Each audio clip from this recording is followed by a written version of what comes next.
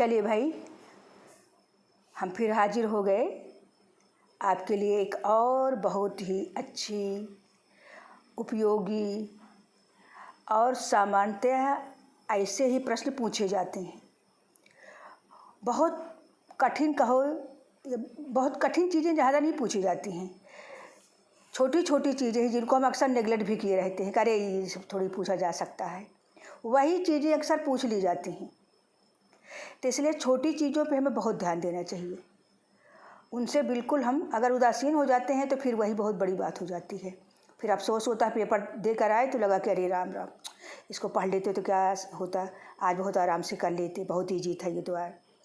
तो इस प्रकार से जो ईजी चीज़ें हैं उन्हें हमें छोड़ना नहीं चाहिए।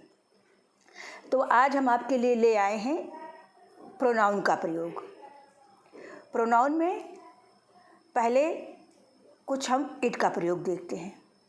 वैसे तो इट का प्रयोग आप जानते ही हैं, ज़्यादातर आपको मालूम है कि इट का प्रयोग हम जैसे समय है, दूरी है, मौसम है और भी जो दूसरे हमारे जो नेचुरल इंसिडेंट होते हैं उनके लिए हम इट का प्रयोग करते हैं। इट का प्रयोग हम सेंटेंस पे बल डालने के लिए भी करते हैं। तो आज देखिए, चलिए हम लोग कुछ प्रयोग है उसको देखते हैं। जैसे it is easy to say, it is no use crying over spilt milk, it is I who called you, it is he who said so.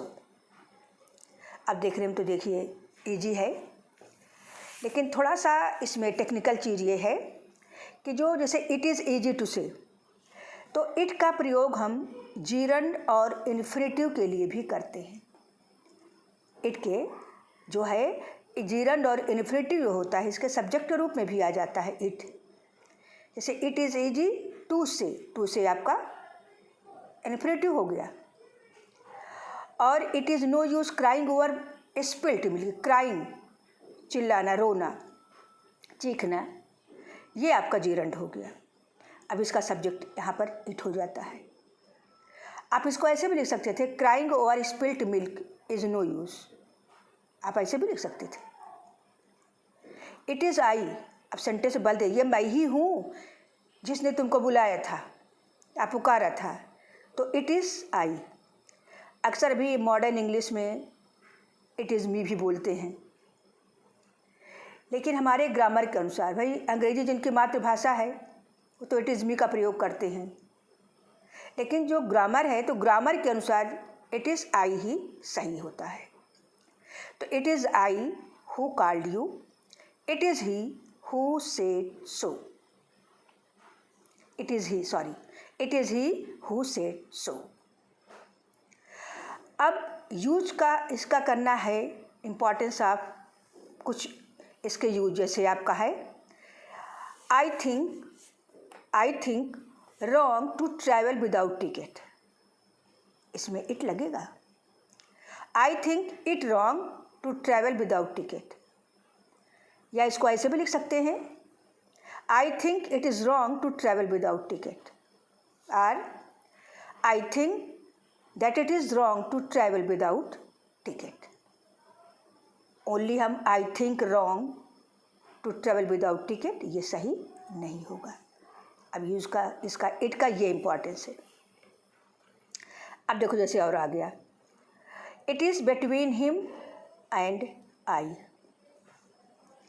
It is between he and me, सही होगा, क्योंकि इसके बाद ये between क्या हुआ, आपका preposition है।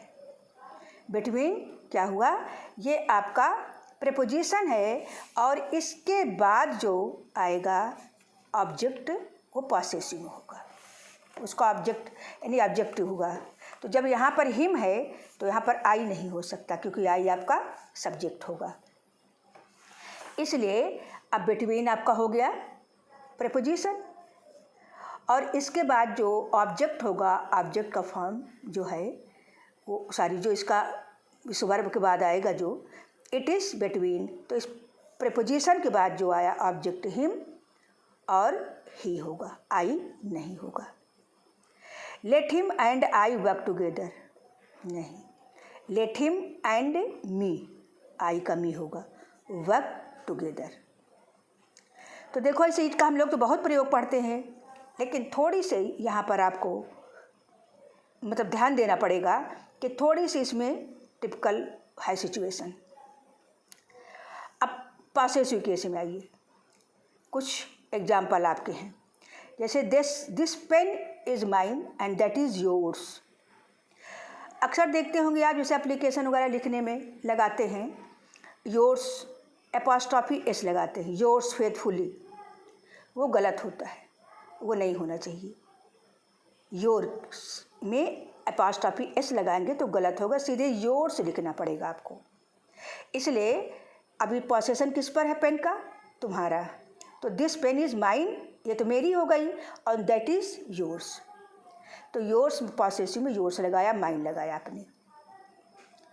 अब और हम आगे आते हैं, कुछ और डिफरेंसेस हैं, मतलब कि और काइंड्स ऑफ हैं। जैसे अब एक इंडेफिनिट प्रोनाउन हमारा आ जाता है,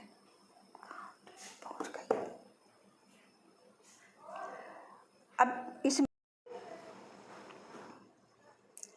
तो अब देखिए, जैसे हमारा indefinite pronoun phrase plus adverb else, अब ये दोनों मिला करके इंडेफिनिट प्रोनाउन फ्रेज और प्लस एडवर्ब एल्स, ये दोनों मिला करके क्या बन जाते हैं? यानी इंडेफिनिट प्रोनाउन बन जाते हैं, दोनों मिला करके, एडवर्ब को भी मिला करके। अब देखिए इसके कुछ बहुत बड़े अच्छे एग्जाम्पल हैं। Someone else needs to accompany him to the store. Someone else, ये दोनों मिला लिया हमने, फ्रेज बन गया। नो वन एल्स, अब समवन एल्स कोई दूसरा, अब यहाँ नो वन एल्स किसी और दूसरे की, अब यहाँ पर एल्स में एपॉस्ट्रॉफी ऐसे, क्योंकि यहाँ पॉसेशन हो गया। No one else car is as fast as yours. अब देखिए यहाँ पर भी योर ऑब्जेक्ट है ना, योर्स, यानी पॉसेसिव प्रोनाउन है, जैसे तुम्हारी, तो योर्स को योर्स ही हम रखेंगे। अब योर्स में अब एपॉस्ट्रॉफी एस नहीं लगाएंगे, ध्यान दीजिएगा। फिर है I will not accept any one's help, any one's, अब किसी की है तो इसलिए एल्स लगाया हमने। अब ये आपका फ्रेज बन गया, और ये फ्रेज आपका कौन सा हुआ? इंडेफिनिट प्रोनाउन का फ्रेज हो गया।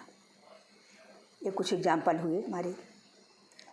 अब आइए, हमारे रिफ्लेक्सिव और एम्फैटिक प्रोनाउन भी होता है। तो इसका फॉर्म, जैसे अगर कोई कहीं इसमें माई सेल्फ लगता है, my self do this work, अगर ऐसा करा तो गलत है। सेल्फ लगता है, लेकिन प्रोनाउन जो प्रोनाउन पहले हम यूज़ करेंगे उसके अकॉर्डिंग लगेगा सेल्फ या सेल्फ। जैसे सही ये होगा, I myself do this work, ये आपका सही हुआ। अभी आई माई सेल्फ, मैंने स्वयं, अभी माई सेल्फ जो है, ये माई सेल्फ आई पे प्रभाव डाल रहा है, एक प्रकार से प्रेशर करता है। तो ये माई सेल्फ प्रभावित किसको ज़्यादा किया? आई को किया। तो अपने प्रोनाउन को, इसके बिफोर जो प्रोनाउन है, इसको ये प्रभावित करता है। इसको हम इसीलिए एम्फैटिक प्रोनाउन बोलेंगे। और जैसे दीजिए, आपका रिफ्लेक्सिव में क्या होता है? जैसे he enjoyed during the holidays, he enjoyed during the holidays. अब अगर एन्जॉयड, कुछ ऐसे वर्ड्स हैं, ऐसे कई वर्ड्स हैं जिनमें आप मतलब वो लगाएंगे, रिफ्लेक्सिव लगाएंगे। आया समझ में? जैसे आपका availed, absent, address, pride, plum, enjoy, ride, equity आदि, रिवेंज, अप्लाई, एक्सर्ट, एक्सेट्रा। तो दीज आर सम वर्ड्स, ये कुछ ऐसे वर्ड्स हैं जिनके बाद आप रिफ्लेक्सिव का यूज़ करेंगे। जैसे ही एन्जॉयड ड्यूरिंग, तो ही एन्जॉयड आया है ना, तो एन्जॉयड के बाद हम तुरंत हिमसेल्फ, ही हिमसेल्फ, फिर क्या हुआ? एन्जॉयड नहीं लिखा है, थोड़ा गलत कर दिया। टाइप करने वाले बच्चे हैं, थोड़ा ना गलती कर जाते हैं कोई ना कोई। तो इसको आप सुन लीजिए, he enjoyed himself during the holidays. ऐसा ही तो लिखा है भाई, गलत मैंने बोला बच्चों को। He enjoyed himself during the holidays. फिर है he availed his casual leave. He availed himself of his casual leave. तो ये रिफ्लेक्सिव हमारे हुए। अब ये रिफ्लेक्सिव जो है ये आपका देखिए, प्रोनाउन पहले ही है, फिर एन्जॉयड, तब आपका हिमसेल्फ आया है यानी वर्ब के बाद। और जो आपका एम्फेटिक है वो तुरंत वर्ब के सब्जेक्ट के तुरंत बाद, जो जैसे आई फर्स्ट पर्सन का प्रोनाउन है, तुरंत इसके बाद आई माई सेल्फ आ गया। तो ये कुछ वर्ड्स थे जो मैंने सोचा कि ये प्रोनाउन अक्सर हम जिस चीज़ को नेगलेक्ट किए रहते हैं उसे हमें ध्यान देके पढ़ना चाहिए और उसे हमें बिल्कुल छोड़ना नहीं चाहिए। परीक्षा में कौन सी चीज़ पूछ ली जाए, कहाँ से पूछ ली जाए, कुछ कहा नहीं जा सकता है। तो इसलिए हमने इसको बताना ज़रूरी समझा। अब हम अगली वीडियो फिर कुछ अलग से लेकर के आएंगे जो आपके लिए उपयोगी हो हर प्रकार की परीक्षा के लिए। और लाइक तो कर ही दिए होंगे आप, और नहीं करें तो कर दीजिए भाई, लाइक कर दीजिए, सब्सक्राइब कर दीजिए और बेल आइकन भी दबाना नहीं भूलिए भाई। इतना तो आप लोग कर ही दीजिए। पढ़ने के बाद तुरंत कर दिया करिए, या तो स्टार्टिंग में अब भाई सोचते होगे कि वीडियो पसंद आए तो करें, पसंद आएगी आपके लिए। जो ढूंढ करके लाएंगे हम आपके लिए वो आपको अवश्य पसंद आएगी। हम उटपटांग की चीज़ें नहीं लाएंगे आपके लिए, हम सिलेक्ट करके ढूंढ करके तब ले आते हैं कि जैसी चीज़ें पूछी जाती हैं, जनरली जैसे पूछे जाते हैं। बहुत हार्ड भी नहीं पूछा जाता, बहुत ईजी भी नहीं पूछा जाता, एक मिडिल में पूछा जाता है। तो हमें उसका सदैव ध्यान रखना चाहिए। ठीक है, तो फिर हम अगले वीडियो में मिलते हैं। तब तक के लिए शुभ रात्रि।